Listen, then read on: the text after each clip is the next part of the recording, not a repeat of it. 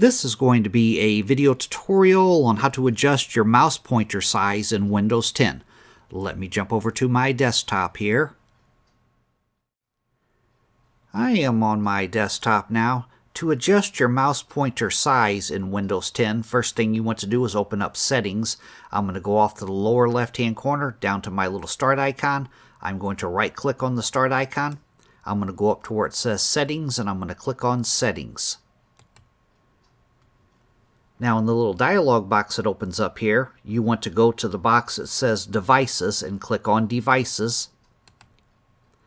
Then the pane off to the left-hand side, you want to go to the tab that says Mouse and click on Mouse. Then on the center pane, you want to go down to where it says Adjust Mouse and Cursor Size. Click on Adjust Mouse and Cursor Size. And on this page that opens up, right up here, change pointer size and color.